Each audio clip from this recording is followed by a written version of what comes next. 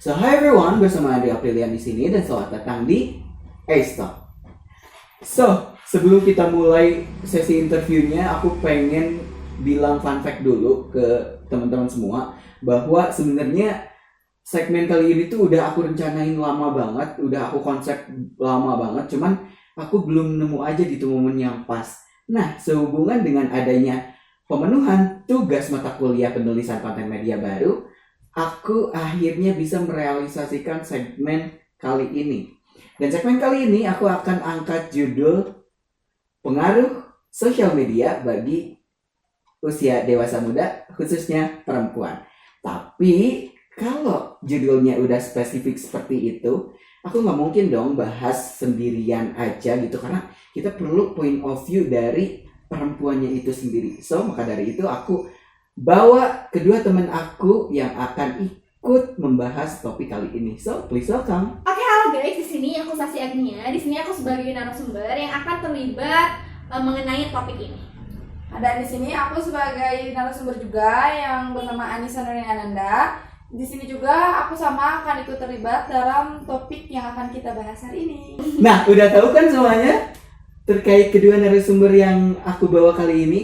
Nah, buat kalian yang kepo, pengen cari tahu tentang kedua orang ini, aku nanti bakalan kasih link social media mereka di description box. So, sebelum kita mulai ke topik intinya, aku pengen tanya dulu dong. Kalian ketika bangun tidur itu biasanya ngapain dulu sih? Apakah minum air putih atau langsung ke kamar mandi cuci muka, habis itu sholat subuh, atau ibaratnya peregangan atau meditasi, atau bahkan cari HP langsung cek sosial media? Boleh ceritain? Oke, kalau aku sendiri pastinya setelah aku bangun tidur langsung buka handphone. Karena aku ketika ngebuka handphone tuh ngelihat jadwal apakah ada perubahan jadwal mata kuliah kah atau tidak. Nah, setelah ngecek handphone barulah aku melaksanakan ibadah. Setelah itu aku juga setelah melaksanakan ibadah aku langsung membuka Instagram sosial media aku, yaitu second akun gitu. Karena di situ aku juga melihat live update teman-teman aku seperti itu. Baik, kalau untuk aku sendiri tuh mungkin sama aja ya. Karena kalau aku kan as always pakai alarm nih ya. Jadi begitu kita bangun atau aku bangun tuh pasti matiin alarm dulu. Nah, mungkin sifat buruk yang tidak boleh ditiru dari aku yaitu selalu buka TikTok terlebih dahulu. Karena bagi aku untuk memulai kehidupan tuh harus disuguhi dengan hal-hal yang bisa membuat kita tertawa. Nah, salah satunya aku buka TikTok dulu. Setelah itu baru aku mulai real life kehidupan aku, contohnya kayak dari ibadah, mandi, segala macam. Oh, jadi ibarat kata kalian tuh adalah dua orang yang mana perlu dopamin booster kali ya untuk memulai hari, biar kayak moodnya bagus dulu, atau kayak ya intinya perlu hiburan dulu agar istilahnya siap menjalani hari-hari yang mungkin kita nggak tahu akan terjadi hal apa di hari tersebut gitu. Nah, sudah dibilang kan tadi bahwa kalian itu adalah anaknya sosial media banget. Aku pengen tanya dong, seberapa besar sih peran sosial media di kehidupan kalian? Mungkin kalau sosial media di kehidupan aku tuh lumayan berdampak ya. Tapi kalau dari segi tahun-tahun sebelumnya nggak begitu berdampak. Tapi kalau untuk tahun-tahun sekarang, semenjak aku mengenal Instagram, TikTok, dan segala macam, mungkin peran aktifnya tuh bikin kita tuh lebih tahu tentang dunia tuh ada apa sih gitu. Karena kan kalau dibilangnya ya, kalau negatifnya pasti ada, positifnya juga pasti ada. Jadi kita tahu apa sih di dunia ini yang lagi negatif atau yang lagi positifnya gitu sih. Iya. Kalau Abi sendiri? Oke, aku sepakat juga ya sama Anis, dari adanya peran sosial media juga kita tuh bisa tahu keadaan dunia tuh sedang seperti apa gitu. Nah, dari situ juga kita juga bisa mengambil itu menjadi positif atau negatif tergantung diri kita sendiri gitu. Ketika kita ngelihat keadaan dunia ngerasa sedang tidak baik-baik aja, bagaimana kita menanggapi hal itu tuh baik-baik ke diri kita sendiri. Jadi pada intinya peran sosial media di kehidupan aku tuh memang penting ya, untuk pengetahuan kita juga seperti itu sih. Oh, jadi kayak dari point of view kedua sisi itu sosial media itu penting karena yang satu untuk informasi, yang satu untuk dopamin booster dan segala macamnya gitu. Jadi punya apa ya, perannya tersendiri untuk masing-masing individunya gitu. Nah, aku juga pengen tanya nih, kan tadi kalian di awal mention ya bahwa kalian tuh abis bangun tidur langsung buka sosmed gitu.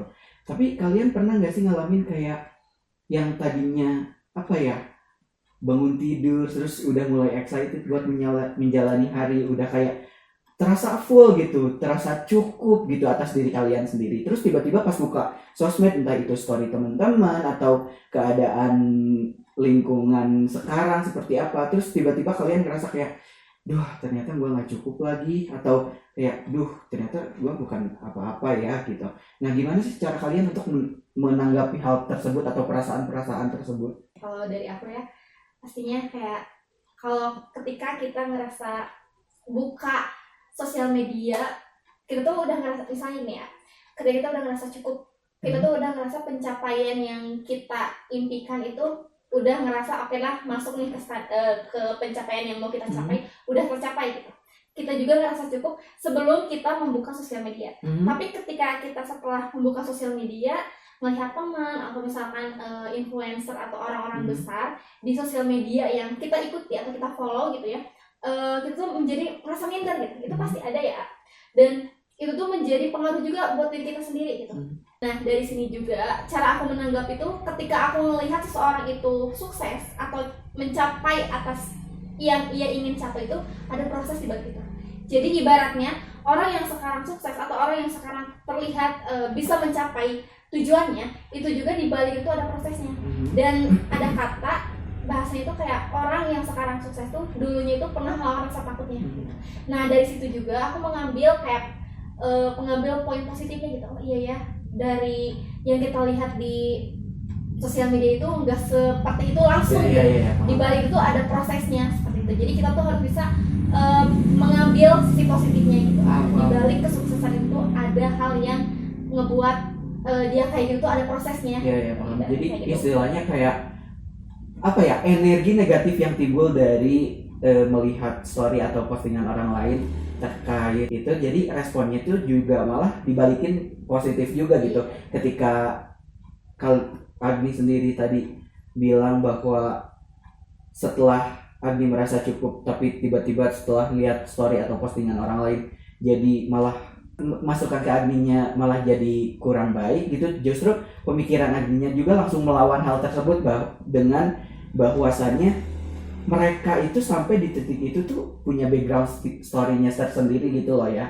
Iya, terus juga ya ketika aku itu beda, ketika aku ngerasa belum maksudnya belum ke tahap burnout ya. Tapi ketika aku burnout gitu ya, ketika ngeliat hal itu tuh pasti ada rasa, aduh ternyata aku belum menjadi apa-apa ya, ternyata pencapaian aku tuh nggak seberapa gitu. Itu tuh ketika aku burnout. Jadi ketika aku ngerasa burnout, mungkin aku ya seperti tadi aku menentang kayak oke dari yang kita lihat di sosial media itu nggak sepenuhnya seperti itu. Jadi aku menentang kayak oke, ambil positifnya dan jadikan itu motivasi untuk diri aku sendiri ketika aku lagi burnout. Nah kalau dari diri sendiri gimana tuh Kak menanggapi pemikiran-pemikiran yang timbul akibat melihat postingan di sosial media tadi? Kalau untuk aku sendiri, karena sejujurnya ya, sifat manusia itu kan gak ada yang pernah merasa puas.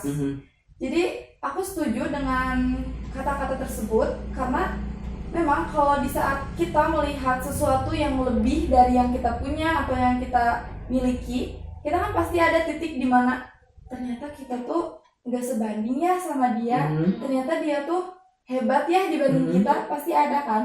Nah kalau aku sendiri untuk menyikapinya pasti menghindari yang pertama, karena bagi aku kalau emang diri kita merasa lagi burnout atau kayak gak baik-baik aja, melihat hal yang kayak gitu bukan malah jadi positif, tapi ke kitanya malah oh ternyata kita tuh nggak bisa kayak gini terus gitu kan. Iya, malah tertekan gitu kan. Jadi sebaiknya dihindari dulu. Setelah itu baru setelah merasa tenang, kita kan pasti mulai bekerja ya otaknya dengan respon yang baik.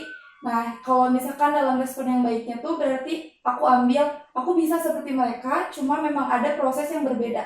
Nah kayak gitu kalau dari aku.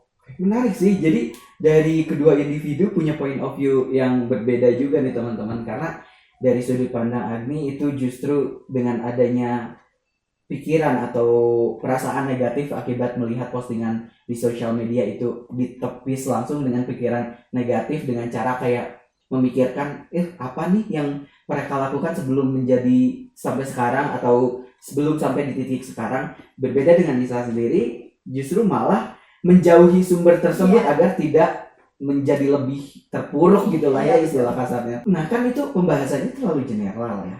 Kita akan masuk ke hal yang lebih spesifik seperti di judul. Nah, menurut kalian nih selaku perempuan, kan sekarang lagi zamannya standar sosial media, standar TikTok, standar Instagram, standar FYP, apa segala macam gitu. Nah menurut kalian sendiri, standar-standar itu selaku perempuan kalian perlu nggak sih, atau kayak realistis nggak sih untuk diadakan gitu, atau cuman kayak oh ya udah itu buatan masyarakat yang generalisasi aja gitu. Oke, kalau aku menanggapi tentang standar TikTok itu mungkin realistis aja ya. Karena bagi aku ngambil dari persepsi ketika kita punya hubungan ya. Karena kan sekarang lagi kebanyakan FYP kita tuh pasti tentang hubungan ya, standar TikTok. Nah, kalau aku sendiri ngerasa realistis karena dari aku sendiri aja, ketika aku siap memiliki hubungan sama orang, berarti aku juga sudah siap menerima risiko. Entah itu aku harus memberi kabar, entah itu aku harus memberi gift or something gitu kan, yang mungkin bisa dibilang hal itu tuh bikin capek atau kadang bikin kita tuh malah kekekang gitu lah ya ibaratnya. Nah jadi kalau bagi aku realistis karena diri aku udah merasa cukup gitu. Nah terus kalau tanggapan aku, adanya standar TikTok itu terwujud dari orang yang belum merasa dirinya cukup untuk bisa memenuhi standar tersebut, makanya dibalik insecure dia mengatakan bahwa hal tersebut itu standar TikTok. Jadi secara tidak langsung itu sebenarnya bukan standar sosial media, tapi kayak yang aku tangkap adalah ketika standar itu diterapkan, maka itu juga standar yang akan Nisa sendiri berikan terhadap pasangan Nisa itu sendiri kan. Betul. Jadi istilah kasarnya, gue nggak mau ngasih apa yang sudah menjadi standarnya gue terkait pasangan kalau dia juga nggak bisa memberikan hal tersebut ke kita gitu. Itu bagus banget sih point of view kayak gitu, karena kayak apa ya istilahnya, timbal baliknya beneran ada gitu. Nah tapi kita belum tahu nih dari jawaban Agni. Nah tapi aku pengen banget tahu dari perspektif secara personal gitu, secara personal dari segi perempuannya itu sendiri, bisa nggak sih atau apa ya istilahnya, harus nggak sih si standar sosial media ini direalisasikan gitu di kehidupan asli? Menurut aku realistis ya, masuk akal gitu, karena kan di TikTok atau di Instagram kita tuh sering melihat postingan kayak terapin feminim energy, terapin pikiran yang positif. Nah dari situ juga kita tuh oh iya bener ya, ternyata kita tuh harus jangan overthinking, ibaratnya jangan dulu overthinking, kita tuh harus menjadi cewek feminim gitu. Nah dari cewek feminim itu kan kita dari berpenampilan juga harus disesuaikan gitu. Terus juga kita kan suka make up gitu ya. Nah cewek suka make up juga itu cara atau bentuk dia menghargai dirinya sendiri. Nah dari situ juga itu tuh menjadi kayak masuk akal gitu, karena dengan adanya postingan seperti itu tuh membuka perempuan untuk kayak pikiran itu lebih ke depan gitu, kayak oh iya ya benar gitu ya, dari postingan tersebut hal ini tuh ternyata nyata gitu. Beda dengan kayak misalkan kita nggak make up gitu, orang bukan nggak make up deh, kayak penampilan kita kita nggak fashionable tapi nggak rapi gitu. Pasti orang cenderung memandang kita tuh kayak orang ini tuh dari cara berpakaiannya juga udah agak berantakan. Bagaimana kalau misalkan kerja atau enggak menjadi hubungan gitu ya, menjalin hubungan gitu, apakah ceroboh kah atau gimana? Kesan pertamanya kesan pertamanya dilihat gitu. Nah ketika kita berpenampilan bagus, terus make up bagus, terus kita wangi, ketika kita keluar juga kita merasa kayak oh my god, I'm happy, I'm cheerful, energi positif kita ke dalam diri tuh kayak ada gitu. Jadi ketika kita keluar rumah kita tuh berpenampilan pede, bukan kayak bete, enggak kan, kayak gitu kan. Apalagi gitu ya, khususnya di dunia kerja pasti kayak gitu tuh dibutuhin banget ya penampilan yang bagus tuh gitu ya. Itu masuk akal banget, dan itu tuh menjadi perempuan-perempuan di sana tuh, perempuan-perempuan di luar sana tuh lebih terbuka gitu kan. Oh iya ya, dengan kita seperti ini kita juga dihargai loh sama orang lain. Jadi istilahnya mah kalau Nisa sendiri tadi point of view-nya untuk apa ya, standar yang diterapkan itu untuk menimpali lawan jenis atau istilahnya pasangan, tapi untuk Agni sendiri itu justru kayak apa ya, woman empowerment gitu Nah, kayaknya ya. Jadi lebih kayak ke biar si standar yang sosial media buat itu juga berbalik positif ke diri sendiri gitu, bukan yang malah kayak jadi judgement atau Nah, jadi bikin apa ya, jadi terpuruk karena karena kalian selaku perempuan tidak bisa memenuhi standar tersebut betul. gitu-gitu ya. Nah, ngomong-ngomong soal makeup, ngomong-ngomong soal kegiatan, kan zaman sekarang apalagi di sosial media lagi marak tuh yang namanya kayak kalau olahraga tuh ada padel, running atau tenis atau segala macam gitu-gitu, pilates. Nah, kalau dari dari segi beauty mungkin ada skincare baru, makeup baru, apa segala macam. Kalian pernah gak sih ngalamin fears of missing out atau FOMO lahnya bahasa zaman sekarang mah, yang parah banget kayak sampai gue tuh harus banget punya barang itu atau gue tuh harus banget ikutin tren ini gitu. Nah, kalau pernah, gimana sih cara kalian menanggapi kefomoan tersebut? Kalau aku pribadi sih pasti pernah ya. Kayak menurut aku setiap orang juga pasti pernah ya, ketika di sosial media lagi trending nih kayak gini, pasti kayak kita juga oh iya ya mengikuti hal tersebut gitu. Tapi itu juga yang positifnya gitu ya. Kalau aku pribadi. Nah, ketika sekarang nih lagi FOMO-nya itu olahraga ya, di bidang olahraga kayak pilates atau enggak kayak nge-gym. Nah, kita juga kalau misalkan enggak bisa melaksanakan pilates kan bisa di rumah dengan workout. Melihat gitu kan. Itu juga aman aja kan, maksudnya kayak kita juga ikut FOMO tapi mungkin enggak secara langsung ikut latihan pilates secara tempatnya gitu. Tapi dengan cara kita di rumah juga kan itu masuknya positif ya, diri kita juga jadi lebih sehat gitu loh dengan kefomoan itu. Nah, kalau untuk skincare juga ketika ngelihat influencer ketika nge-review bagus dan ternyata hasilnya juga gong, kita juga kan kayak oh my god ini bagus, langsung check out gitu. Dan itu juga bentuk kita peduli terhadap diri sendiri, jadi merawat diri kita sendiri gitu, dari olahraga atau dari kefomoan olahraga atau skincare. Menurut aku pasti tentunya pernah gitu, dan cara aku menanggapinya itu dijadikan itu menjadi hal yang positif.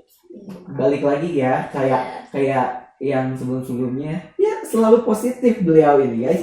Jadi kayak mungkin yang aku tangkap adalah ketika kefomoan tersebut bentuknya kegiatan, mungkin ketika Agni sendiri tidak bisa mencapai hal tersebut, Agni sendiri cari alternatif yang kegiatan yang serupa. Tapi kalau untuk spesifik kayak skincare atau makeup, karena itu bentuk apa ya namanya, menghargai diri sendiri, sayang terhadap diri sendiri, Agni akan mengusahakan hal tersebut sekalipun itu dikatakan FOMO gitu. Nah, kalau untuk Nisa sendiri gimana?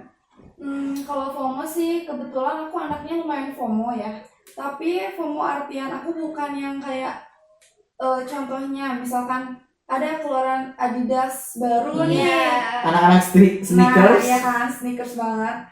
Jujur aku pribadi emang suka banget nih kayak casual kayak gitu. Cuma karena aku juga sadar diri ya, mungkin emang itu bukan kelasan kita atau belum masuk ke fase yang bisa mengabulkan itu. Jadi aku lebih enggak yang kayak pokoknya segala cara aku halalin demi aku dapat. Cuma kalau emang make up, di bidang make up tuh aku lumayan FOMO-nya lumayan ya. Kayak misal ada satu produk yang bisa dikatakan pricey, tapi bagi aku bisa nih milikinnya. Nah, aku tipikal orang yang akan menghalalkan segala cara. Contohnya, aku bisa puasa, aku bisa menahan segala hal asalkan aku mendapatkan hal tersebut gitu. Jadi boleh aku ambil kesimpulan bahwa Nisa tuh sebenarnya emang orang yang FOMO, tapi kefomoannya itu diimbangi dengan kemampuannya Nisa sendiri gitu ya. Ya seperti tadi suka sneakers, ketika itu mampu untuk diusahakan ya udah usahakan gitu. Tapi kalau tidak ya juga tidak memaksakan, karena sekalipun tidak tercapai hal tersebut juga nggak apa-apa sebenarnya. Tapi kalau emang yang benar, kiranya sanggup nih, pasti diperjuangin segitunya gitu. Nah, sekarang nih dari aku nih pribadi, kan kita ini dari spesifik perempuan nih. Aku mau nanya nih, kalau AA nih pernah gak ngerasa FOMO gitu terhadap hal sesuatu atau yang lagi trending di sosial media sekarang atau di zamannya gitu? Untuk aku pribadi ya, kalau cowok sebenarnya ini aku pribadi ya, nggak tahu kalau cowok di luaran sana seperti apa. Pick me anjir. Nah, kalau aku pribadi sebenarnya aku juga sama seperti ini sebenarnya. Kayak aku tipikal orang yang FOMO, apalagi soal kayak musik stuff gitu, kayak misalkan ada mic condenser baru atau apa ya, alat musik baru apa segala macam. Aku juga kalau aku mampu ya aku akan usahakan gitu. Tapi kalau enggak ya nanti dulu deh gitu. Karena emang level kita belum di sana gitu ya. Sama aja sih kalau aku pribadi, sama jawabannya kayak Nisa gitu. Kalau bagi aku nih ya, kan sekarang tuh bisa dibilang cowok juga ada yang pakai make up, tapi dalam artian bukan yang kayak semedok cewek pakai eyeshadow segala macam. Aku pengen tahu dong kalau tanggapan dari AA nih ya, bagi cowok-cowok yang merawat diri dengan cara dia kan ingin tampil rapih, ingin tampil bersih dong, makanya dia mencoba make up untuk menutupi jerawat or something gitu ya. Tanggapannya gimana? Apakah ada peribahasa negatif or setuju-setuju aja? Aku dapat nih konteksnya kemana. Untuk make up bagi cowok ya jatuhnya, tapi untuk keseharian. Nah menurut aku pribadi, untuk make up keseharian kayak untuk kayak biar nggak berminyak atau tampilannya biar nggak apa ya, istilahnya kucel gitulah istilah kasarnya ya. Aku fine aja sih, apalagi kita geser topiknya ke skincare. Aku malah menyarankan banget cowok-cowok itu untuk pakai skincare gitu ya, karena aku pribadi juga pakai gitu. Karena ya kita jangankan keluar rumah panas-panasan deh, ini kita lampu aja mengandung sinar UV, kita harus lindungi pakai sunscreen, pakai apa segala macam. Terus kita ada yang namanya kan kondisi kulit seseorang kan nggak selalu tetap ya, ada masanya kita kering, kalau lagi kering kita pakai skin moisturizer atau skin conditioner apa segala macam. Kalau lagi berminyak kita harus pakai produknya seperti apa. Ya menurut aku pribadi itu diperkenankan, bahkan disarankan banget gitu.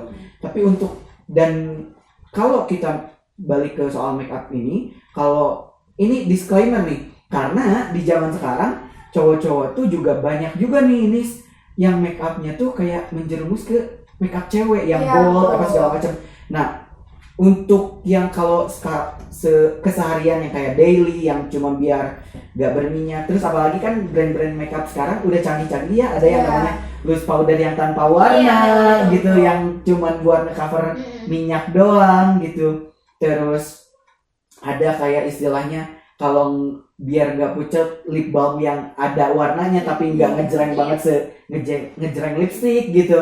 Kan nah kalau itu menurut aku ya sah-sah aja, terkecuali ya emang sudah apa ya, sudah menutupi jati dirinya sebagai laki-laki gitu loh.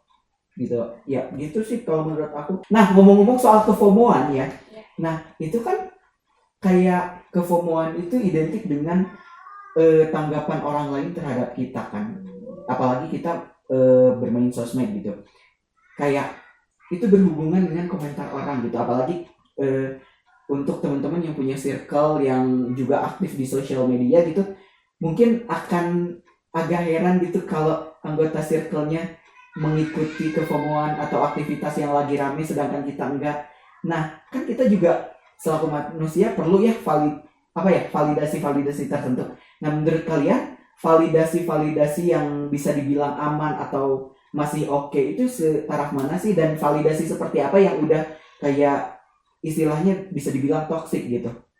Oke, aku mau nanya dulu ya. Ini tuh validasinya dalam konteks apa dulu? Komentar ya. Orang luar terkait kita gitu, entah dari si FOMO tadi atau terkait komentar apapun, entah yang Agni posting atau Nis posting gitu. Oke, kalau dari aku pribadi pasti ya, namanya wanita pasti butuh validasi kan. Ketika kita cerita juga pasti pengennya tuh divalidasi. Iya gak sih? Sepakat gak sih? Iya. Nah menurut aku validasi kalau normal itu ketika kita tuh nggak ngejadiin itu beban. Kayak misalnya nih aku posting IG story, nah di situ kan biasanya suka ciwi-ciwi nge-like nih, nah aku ngerasa seneng. Tapi ada satu misalkan ciwi-ciwi yang biasanya nge-like jadi enggak. Nah dari situ aku tuh ngerasa kayak kenapa ya dia enggak nge-like gitu. Oh ya udah gak apa-apa, mungkin ada postingan aku yang ibaratnya dia mungkin nge-skip gitu ya. Nah itu kan masih kayak ngerasa kita masih ada pikiran positifnya gitu. Nah kalau menurut aku validasi yang tadi itu validasi yang negatif ya. Kalau validasi itu udah negatif, ketika ada satu dari yang biasanya nge-like postingan kita jadi nggak nge-like, itu malah ngapus IG story kita. Menurut aku itu udah bahasanya udah toksik. Terus kayak udah apa-apa tuh jadinya tuh ketergantungan sama orang lain, dan sama orang yang biasanya nge-like sekalinya nggak nge-like itu malah jadi ada apa ya sama diri aku. Kita tuh malah menjudge diri kita sendiri. Nah itu menurut aku udah kejauhan lah gitu. Masih bisa di apa ya bahasanya, masih bisa diselaraskan gitu ya kalau misalnya kita bisa membedakan itu. Maksudnya kayak jangan terlalu berekspektasi ketika membuat IG story akan di like gitu. Menurut aku seperti itu sih. Nah itu kan bentuk validasinya non verbal ya, karena like itu istilahnya simbolik gitu, karena tidak mengandung kata-kata apa segala macam. Kalau untuk validasi berupa verbal kayak komen atau DM apa segala macam, itu menurut Agni sendiri batasan validasi yang bisa dianggap oke dan sudah melampaui ini kayaknya udah enggak deh gitu. Itu batasannya semana? Jadi intinya tuh pertanyaan dari aku gimana, maksudnya kayak kalau misalkan orang nih sering berkomentar kepada kita, terus tiba-tiba di luar kendali kita, ngomennya itu di luar kendali kita, ya menurut aku jangan dibalas aja sih. Kayak kita coba diemin aja gitu. Jadi kayak mungkin ada notifnya ya, kayak Sasima FOMO lagi trending yoga misalkan, jadi ikut yoga, ya udah menurut aku ya udah jangan terlalu dibawa ke hati juga.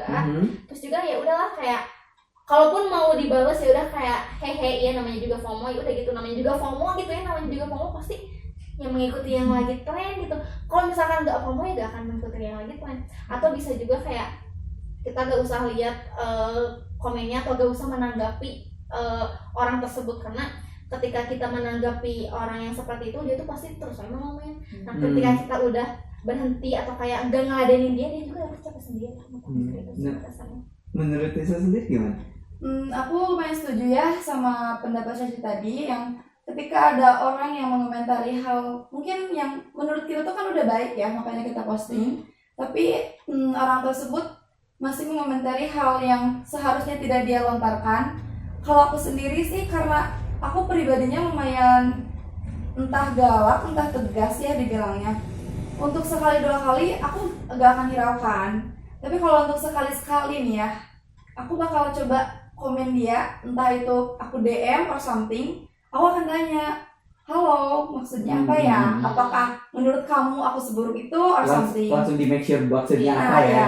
Karena bagi aku sendiri, selama orang itu terus-terusan mengganggu, berarti orang itu pengen kita notice. Mungkin dia ingin ada sesuatu yang ditanyakan, tapi dia malu bagaimana cara awal dia mengechat kita or something. Makanya aku mencoba apa sih? Make sure nih maksudnya apa gitu. Apakah dia tuh emang pengen tahu apa sih produk makeup kita, makanya dia bilang, kok makeup kamu tuh dempul sih, kok makeup kamu tuh blushnya menyala banget sih, kan itu banyak ya. Sering terjadi tuh. Nah ya makanya aku akan make sure apakah dia pengen tahu shade-nya, or apa gitu tujuannya, gitu aja sih. Ya. Nah sekarang yang menarik nih, tadi kan terkait validasi luar terhadap diri kalian masing-masing ya. Tapi aku tiba-tiba aja kepikiran terkait gimana cara kalian menanggapi orang-orang yang justru malah haus validasi di sosial media. Karena banyak tuh sekarang yang caper kan? Banyak banget sih ya. Iya kan? Gimana cara kalian menanggapi orang-orang yang haus validasi seperti itu? Biasanya orang yang haus validasi itu tuh pengen dinotis, benar kata Nis gitu ya. Dan biasanya mereka kayak gitu tuh karena nggak pernah diterima, ngerti gak?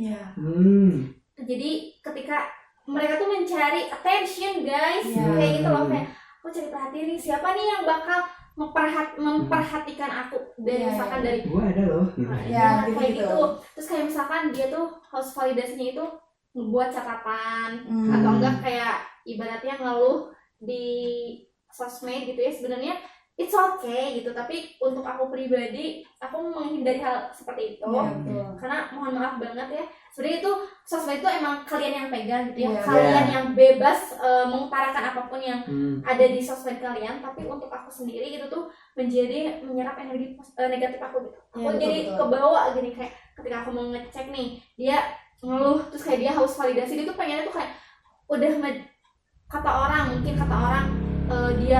tuh dia salah, tapi dia tuh merasa benar. Nah itu kan jadi kayak kita itu kayak oh my god, God ini nggak bisa Iya, dikasih iya, tahu iya, nih iya. orangnya. agak batu ya gitu. Agak batu mungkin untuk aku pribadi bakal aku hide mungkin ya story-nya Agak repot ya udah harus validasi batu.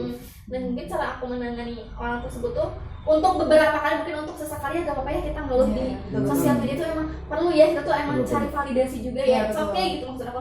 Tapi kalau keseringan ke kitanya juga capek, Iya betul. nyerap apa ya, ngedot Iya sih. energi yang negatif kita juga, jadi kayak setiap ngeliat postingan kayak gitu Nah, kayak jadi- ada hal yang Rudet. iya Nah, jadi kok ya itu. rudet padahal kita gak ada di masalah dia gitu. Iya, Ibaratnya iya, iya. itu menurut aku kalau misalkan sesekali oke aman gitu ya, karena siapa sih yang gak mengeluh, manusia Iya, mana betul. yang gak pernah Iya, mengeluh. paham. Oke, tapi kalau untuk satu hari 3 SW dan SW-nya itu mengeluh, aku akan menghindari. Agak annoying ya. Iya, I'm sorry to say gitu ya, untuk Iya, aku iya, nggak paham. maksud ke siapapun. That's okay, itu kan opini pribadi kan. Iya, Iya, tapi nggak untuk aku apa-apa. pribadi aku bakal hide orang tersebut dari sosial media aku, mungkin kayak gitu. Tapi untuk apa ya, bertemu atau bercerita ya oke aku masih menerima, tapi Iya. kalau untuk setiap hari terus menerus Iya, melihat paham, aku kayak paham, oh paham. my god energi aku kesedot gitu. Iya, iya, iya, iya. Nah, seperti itu untuk pandangan aku. Boleh kalau menurut Nis? Kalau dari aku sendiri sih sama ya.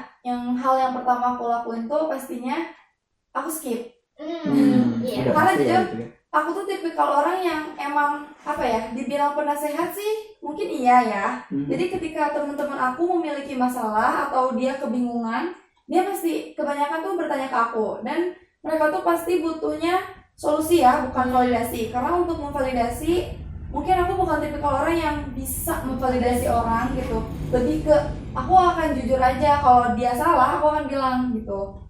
Nah mungkin aku pernah sih menghadapi hal tersebut ya. Ada salah satu teman aku, bisa dibilang lumayan deket ya.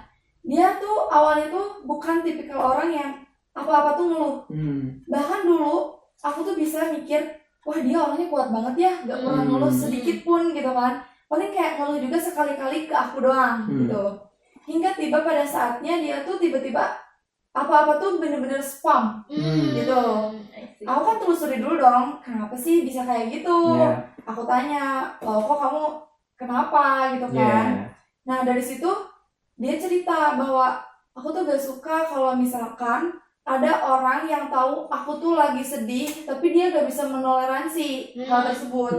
Jadi kayak dia tuh mikir aku tuh lagi capek nih, tapi saat itu gak bisa ngerasa kalau orang kamu biasa juga Iya. gak capek sih. gitu. Gak bisa ngertiin ya. Nah dari situ dia mulai Paham. membuat spam agar orang-orang juga tahu aku juga bisa loh mengeluh, aku juga bisa loh capek. Nah gitu. Capek banget lagi ngadepin orang-orang kayak gitu. Nah iya. Ya, jadi kayak Makanya kalau bagi aku sendiri ada sisi positif dan negatifnya. Salah satu positifnya mungkin orang tersebut melakukan hal spam or curhat dalam sehari banyak itu mungkin karena awalnya dia tuh bukan Emang orang yang beneran seperti itu. Iya. Iya. Tapi orang berpikir gak mungkin deh kamu capek, orang kamu juga Iya. happy-happy terus. Iya. Nah, gitu. itu malah sih kayak ibarat kata gimana ya, dia tuh harus validasi, Iya. terus harus apa ya, perhatian, Attention, attention. Tapi ketika kita ngasih perhatian dan validasi tersebut, itu malah jadi ketergantungan, dan itu Nah, iya betul. aduh enggak banget, dia itu capek banget sih Iya, pasti. jujur. So kita daripada mulai terkuras energinya gara-gara si orang haus validasi tadi ya, aku pengen move ke pertanyaan selanjutnya sebelum kita ke akhir sesi gitu. Aku pengen nanya nih, kan sosial media ini sarana kita untuk bersosial lebih luas ya, Iya, betul. tidak terbatas jarak dan waktu gitu. Nah, kalian sendiri ada pengalaman gak sih terkait kayak kalian tuh tiba-tiba punya teman di mana atau komunitas online khusus apa gitu, boleh diceritain gak sih kalau punya? Kalau aku waktu dulu aku menjadi army. Oh, iya. Iya benar. Sebenarnya aku juga sekarang masih army guys. Kayak K-pop, waktu lagi K-pop Iya, itu betul, seru betul. banget jujur. Iya. Cuman sekarang mungkin karena usianya ya faktor Iya, U betul. gitu ya, faktor U, dan udah ke kehidupan Yang yang serius. iya yang ya. nyata. Jadi kayak K-pop-K-popan tuh masih nggak seramai dulu gitu. Iya, betul, betul. Kayak nggak sepenuhnya K-pop gitu. Nah waktu dulu aku tuh pernah ada di grup-grup gitu ya, dari Iya, grup betul. WA, tele, Line. iya live Iya. gitu. Kayak oh my god seru banget, terus kita juga mutualan IG. Iya, betul. Sampai kayak kita tuh waktu itu aku ada satu teman K-pop aku gitu ya, dia tuh orang luar dari Jawa Barat kalau nggak salah. Ya. Nah dari situ juga kita tuh sering curhat-curhat kayak oh my god aku pengen ketemu, pengen meet gitu. Nah tapi belum kesampaian meetnya gitu, dan kita juga sekarang sama-sama udah fokus ke kehidupan yang nyata gitu. Jadi sekarang masih kontekan? Enggak kalau untuk kontekan, tapi kalau followan iya gitu. Kalau untuk bertanya kabar mungkin cuman 1 tahun juga, mungkin 1 kali itu juga kadang aku jarang. Jadi menurut aku penting. Aku juga sebenarnya punya sih pengalaman serupa, tapi ya daripada kita fokusnya ke aku, coba untuk Nisa sendiri ada nggak pengalaman serupa? Kalau aku sih karena dulu waktu zaman-zaman suka K-pop tuh sama ya. Kita tuh hampir apa ya, bisa dibilang kefomoannya tuh hampir sama guys. Kayak waktu zaman ya K-pop itu sama aku, kalau dia masuk grup aku pasti masuk grup ya. Kalau misalkan di zaman yang sekarang gitu atau umur yang sekarang, karena aku lagi suka musik, salah satunya aku suka Hindia ya, bisa dibilang Hindiaholic anjay. Aku indie. Iya gitu. Aku tuh sebenarnya kalau untuk ikut komunitas aku tertarik. Cuma kalau buat aku yang sekarang, aku kan lagi ngerasa aku tuh belum cukup umur ya gitu di ikutan organisasi itu, karena rata-rata orang yang ikut organisasi tersebut tuh mereka pasti memiliki penghasilan. Jadi di saat ada konser atau event gitu pasti mereka datang dong. Makanya kalau pengalaman aku sih palingnya waktu K-pop itu. Nah terus juga ada sih aku juga sama satu orang yang aku kenal dari masih 2020-an. Untuk kontekan sih sama ya, agak lost kontak juga, tapi kita masih satu followan. Terus itu sih paling pengalaman aku sejauh ini. Menarik banget ya, ternyata kayak sosial media itu kayak punya sisi baik dan buruk ya. Pastilah ya, semua hal juga termasuk sosial media gitu. Nah tapi sebelum ke pertanyaan terakhir nih, terlepas dari pembahasan si orang yang tadi tuh yang harus validasi dan orang-orang toksik lainnya gitu, kalian pernah nggak sih ngelakuin istilahnya apa ya, beberes sosial media? Kayak ibarat kata nggak perlu ada masalah dulu sama seseorang gitu, atau nggak perlu ada drama dulu sama seseorang, tapi kayak kalian udah nggak sering catch up, kalian udah nggak sering ngobrol, terus kalian juga merasa kayak apa ya, kayaknya udah nggak ada hal penting lagi nih untuk kita saling mutualan gitu. Kalian pernah nggak sih kayak mengunfollow atau mute orang-orang tertentu di sosial media kalian? Beberes lah istilahnya. Kalau untuk aku pribadi, aku bukan tipikal orang yang cepet nge-hide orang atau nge-unfollow orang ya. Cuma aku selalu lihat kalau orang itu memang memiliki hal positif, aku bakal seneng nge-follow dia. Even kita nggak pernah sapaan lagi atau something gitu ya, karena aku akan terbawa energi positifnya. Paham. Cuma mungkin ada beberapa orang yang dia gak pernah ada masalah sama aku, tapi dia hidupnya banyak masalah, bisa jadi aku hide. Kalau untuk unfollow sih itu kan lumayan terlihat gitu ya oleh orang tersebut. Aku juga agak memikirkan perasaan orang tersebut. Barangkali dia mikir, kok aku di unfollow ya, apakah aku salah? Nah karena aku takut menimbulkan hal tersebut, makanya aku cuma hide aja. Mungkin hide-nya dalam 1 bulan aja, nanti setelah itu aku aktifin lagi gitu. Jadi biar orang itu tuh nggak menyangka kalau kita tuh melakukan hal buruk ke dia gitu. Karena aku juga merasa kalau aku jadi orang itu akan merasa sakit hati gitu. Karena kok aku gak salah apa-apa tiba-tiba di unfollow ya gitu kan. Makanya ya tanggapan aku kayak gitu sih. Kalau ini sendiri? Kalau aku sih maksudnya belum pernah untuk nge-unfollow orang. Karena malah justru aku yang di-unfollow. Aduh, parah banget. Nah setelah di-unfollow, ketika aku lihat ternyata dia pengennya di-follow doang, gak mau follow back gitu. Ya jadi aku unfollow balik banget. Kalau misalkan konteksnya kayak gitu, ya aku unfollow balik lah. Kayak dia asalnya dia duluan yang nge-follow, kok tiba-tiba aku yang di-unfollow. Jadi seolah-olah kayak pengen apa ya, pengen sesuatu kah gitu kayak. Jadi cuma satu pihak nih ya kalau paham. Kalau untuk beberes sosmed dia gak pernah, dan itu juga cuma itu doang sih, paling tiba-tiba di unfollow gitu. Nah tapi ada juga satu konteks di mana aku ngerasa kayak aku ada masalah sama dia. Tapi untuk sosial media ataupun dari TikTok, IG sama WA aku tuh gak pernah kayak ngeblok Iya. atau nggak pernah kayak nge-unfollow ya aku, karena maksud aku ya udah masalah kita aja. Maksudnya Iya, jangan sampai ke hal yang kayak gitu juga dibesar-besarkan. Mungkin untuk aku pribadi seperti itu, tapi gak tahu untuk POV dari orang tersebut gitu, orang yang punya masalah dengan aku. Nah ya kalau dalam konteksnya kayak gitu, waktu itu juga aku tiba-tiba di remove dan mungkin aku ngerasa kayak mungkin dia udah gak mau berteman lagi sama aku dan mungkin di cut off gitu. Ya udah aku juga sama mengikuti, jadi ketika dia melakukan hal itu aku juga akan melakukan hal yang sama. Jadi aku bagaimana orangnya gitu. Ketika dia menyeimbang sikap dia terhadap aku kayak gitu. Mirroring aja kali ya. Gitu. Kalau misalkan dia nge-unfollow ya udah oke, aku unfollow balik. Tapi kalau dia nge-remove juga ya kita nggak ada di follow-nya kan, berarti kita otomatis udah ke nggak ada kan. Udah berarti jadi ya udah kayak terlepas dari hal drama atau hal toksik, jadi paling beberes gara-gara ya itu tadi, kalau mereka udah nge-unfollow duluan ya paling kita unfollow ulang gitu. Kalau dari segi Nisa tadi nggak konteks yang tidak jelas gitu lah ya. Kalau selama apa yang mereka posting itu masih ngasih hal positif ya kenapa enggak buat di-follow gitu. Jadi nggak pernah beberes sebegitunya gitu, kecuali orang itu toksik atau ya kacau tadi gitu ya. Nah, seperti yang kita bilang tadi ya, kita bahas bahwa sosial media itu ada plus minus gitu. Nah, aku pengen tanya nih buat kalian berdua selaku orang yang aktif banget di sosial media, karena aku dari tadi dengar kalian tuh aktif banget di sosmed gitu ya.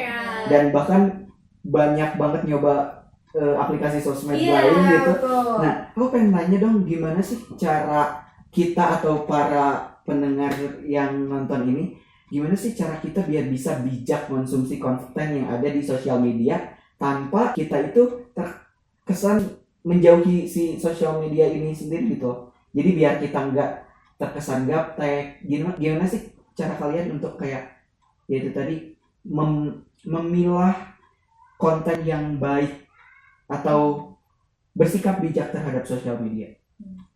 Tergantung diri kitanya ya, pasti pasti balik lagi tergantung diri kita, karena kan setiap manusia itu unik, berbeda-beda gitu ya.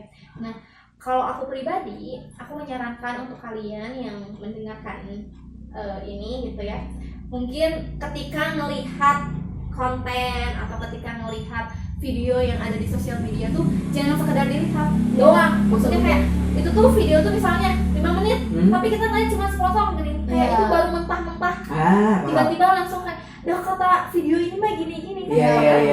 Sebelumnya belum sampai beres itu. Menurut aku coba lihat lagi gitu, maksudnya kayak lebih bijaknya itu kayak tonton sampai beres dulu, baru kalian berkomentar gitu, dan coba ambil sisi positifnya.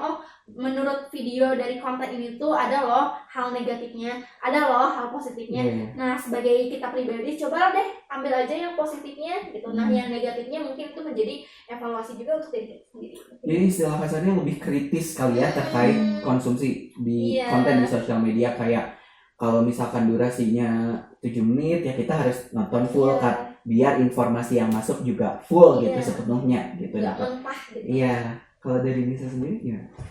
Kalau aku bisa dibilang sih orangnya kurang suka kayak nonton hal-hal yang edukasi gitu-gitu.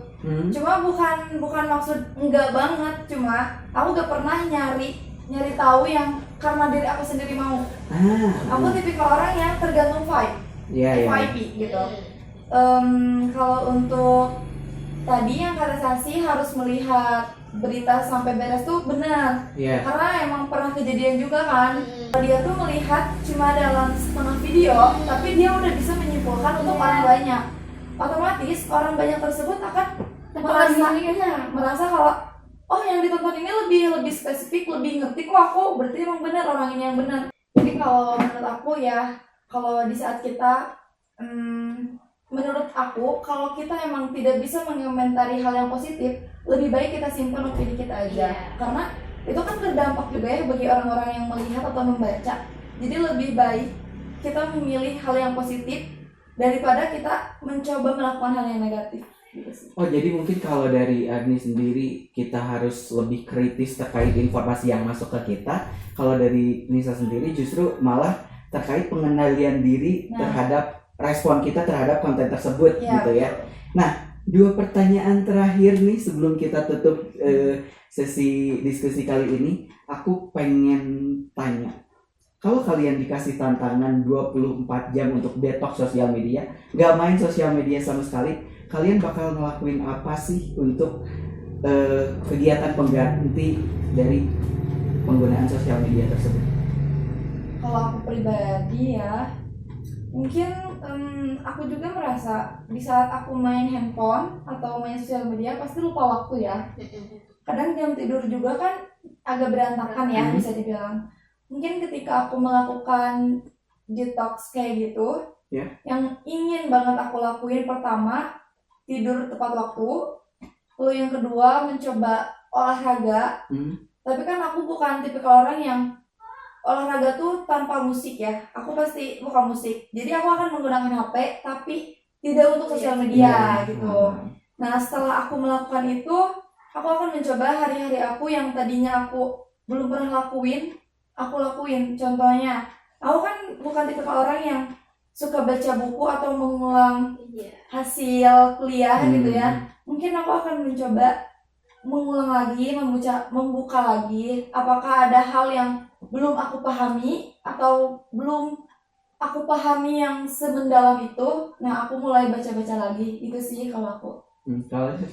Kalau aku pribadi sih pastinya pengen quality time dengan keluarga, dengan teman. Mungkin ada quality time dengan teman-teman yang mungkin kita jarang main gitu. Kayak aku mau ada jadwalin deh. Mungkin ketika aku off sosial media 24 jam gitu ya, aku bakal ngajak teman-teman aku main gitu. Kayak mungkin setelah main juga aku bakal kayak workout di sore harinya gitu. Nah, benar juga kata Anis, ketika off sosial media mungkin pada saat itu juga kita kan capek ya, jadi nggak scroll sosmed dan jam tidur juga tepat waktu gitu. Mungkin itu aja sih kalau aku.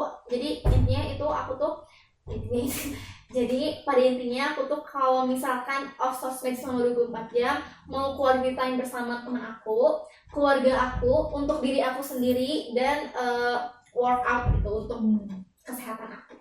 Sangat beragam ya teman-teman. Jadi intinya kalau Agni sendiri pengen lebih memperbanyak aktivitas fisik, kalau Nisa sendiri justru malah pengen mencoba hal-hal yang dulunya belum pernah dicoba gitu atau jarang dicoba. Terakhir nih, aku pengen banget kalian ngasih satu pesan ke diri kalian sendiri dan juga satu pesan untuk yang dengar, khususnya para perempuan gitu, terkait hubungan kita dan teman-teman sama sosial media. Kalau dari aku, reminder untuk diri aku sendiri, jangan melihat seseorang itu sesuai dengan sosial media yang diupdate. Jangan memandang apapun itu tuh dilihat itu dari sosial media, padahal mereka juga kan punya dunia realitanya seperti apa. Jadi jangan terpatok pada apa yang dia upload. Nah, untuk teman-teman yang nonton ini, mungkin pesan aku, ketika kita menggunakan sosial media itu harus sebijak mungkin. Jangan menerima informasi secara mentah. Kita harus lihat dalamnya dulu, harus digali dulu, dan juga pergunakan sosial media dengan baik. Dan ingat, ketika berkomentar itu perlu dijaga dan hati-hati, karena dulu itu kan mulutmu harimaumu, tapi kalau sekarang tanganmu, komentarmu atau tanganmu itu adalah harimaumu, karena dari komentar kita bisa menjadi dampak yang negatif atau positif untuk orang yang kita komentar.